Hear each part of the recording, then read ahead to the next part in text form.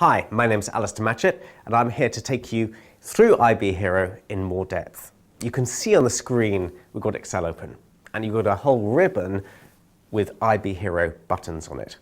We're going to start by doing a trading comparable set and we're going to use a case company of Kellogg. So what I'm going to do first is just click on the Generate a New Template button, and what will happen, IB Hero will go away and produce a dialog box.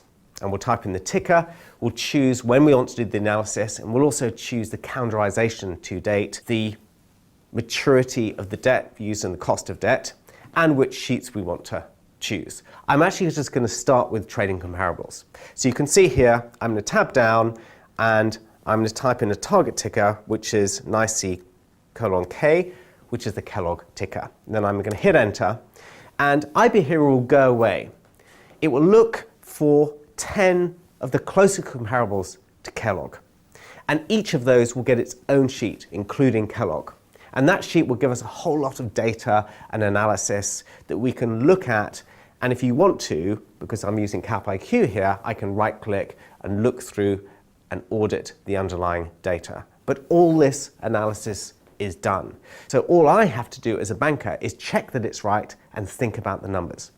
So you can see on the screen you have a summary area which has 10 comparables in ratio format. If you move to the end, you can see that there's an area where you can input additional ratios if you have some industry specific ratios that you want to add. You can see each company has its own sheet, and there's a breakdown, there's some choices you can make about things like capitalizing associates or capitalizing operating leases. There's also an area to input your own specific changes for things like non-recurring items. There's pension adjustments, there's stock option adjustments, there's M&A pro forma adjustments that you can make into this analysis too. That is all done for you. You've just got to check the numbers. If we go back to the IB Hero tab, I'm then going to click on transaction comps. And what transaction comps will do is look at all the M&A transactions that have gone on for those 10 companies and list them. It will then see which of the deals have numbers, and it will summarize only those where you actually get ratios. And you can see here it's done it already. It's produced a trading comparable sheet. Now you may be sitting there thinking, well, perhaps I don't like the choice that IB Hero's given me for the 10 comparable companies. Well, no problem. What you can do is you can insert a blank sheet and you can choose your own additional comparable. In this case, I'm going to choose PepsiCo, and then you can rewire that front sheet. So you're not forced to use the 10 comparables that IB Hero chooses for you. You can add new ones. Now, the next thing I would normally do is a standalone model. Here you get a three-statement model, an income statement, a balance sheet, and a cash flow statement, using the research estimates that the target company has on the target company sheet. So you've got complete consistency in the analysis.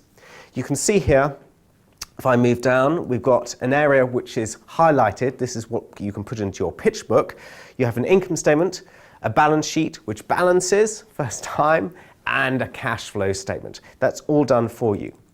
The three-statement model will feed into the discounted cash flow analysis and the leveraged buyout valuation. So before we do the DCF, I'm going to do a WACC sheet.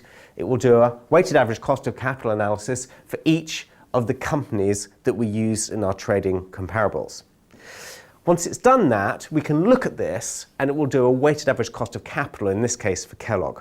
So let's take a look at the results which have already been done, and we come up with a WACC, in this case, of 4.24%. That's a little bit low. So there's an override section where, let's say we think that the predicted beta should be 0.8. We can override that. So rather than use, in this case, the CapIQ data, it could be FactSet or Reuters, I'm going to override those two items, and I'm actually going to get a new WACC of 6.62%. So this is not a straitjacket, it's flexible. You can override the numbers that come in there. So this gives us a WACC of 6.62%, and then now I can run the discounted cash flow valuation, which will take the numbers which are in our three-statement integrated model. It will take our WACC and produce a valuation for Kellogg. It's done already. Let's take a look at the valuation that it comes up with, and it's giving us a share price of $69.42. Let's just compare that with Kellogg's current share price. And I'm going to the Kellogg sheet now, and you can see on the Kellogg sheet that the share price is up in the top right, and it's currently trading at $63. And we normally get a DCF valuation slightly ahead of the current share price, but it's pretty accurate. So once I've done my discounted cash flow valuation, then I can do a leveraged buyout valuation. So this will estimate how much a private equity house can pay for the business. It's done it already. We need to put in what kind of price we think they'd be able to pay. So I'm going to just choose 17 times, and I'm going to come down to the bottom here, and the exit is going to be 17 times as well. And you can see again, you've got an output area, sources and uses of funds. You've got a set of cash flows and debt ratios, and at the bottom, we've also got some data tables as well. Done so quickly. Then we can do some credit comparables. Again, taking the 10 companies and just spreading them, also giving you the credit rating for each company. And that's done in a flash.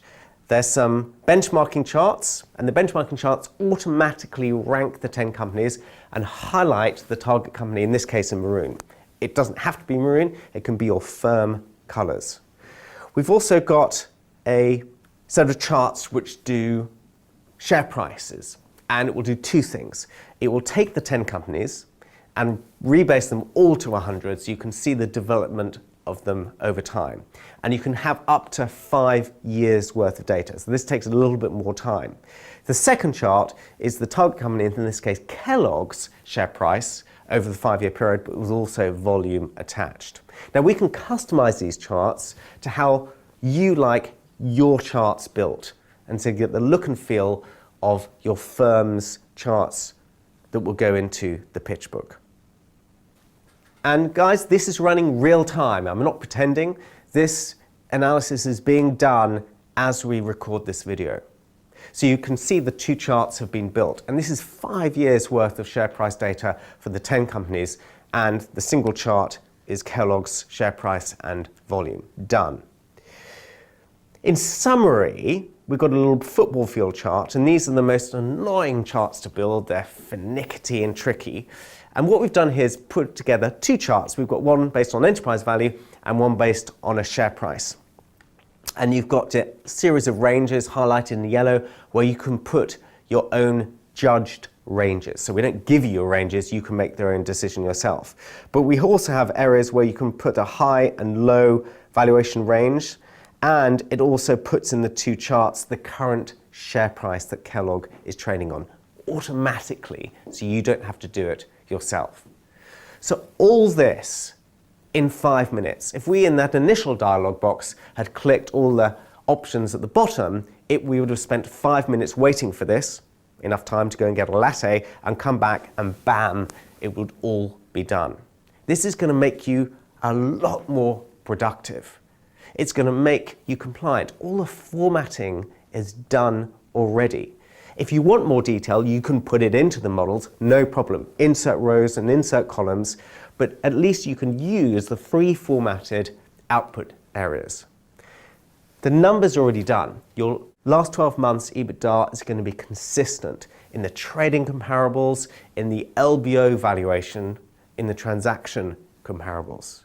Your net debt's going to be consistent in the LBO valuation, your discounted cash flow valuation, and your trading comparables. You don't need to worry about making input mistakes. You've just got to think about the numbers and check them against underlying results. Again, fundamentally, what this does is allow you to get back to your client faster than the competition.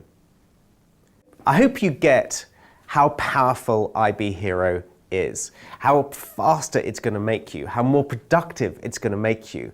You're going to be able to get back to your clients faster and deal with more clients at the same time. I'd love to show you it for real, so get in touch if you would like a demonstration.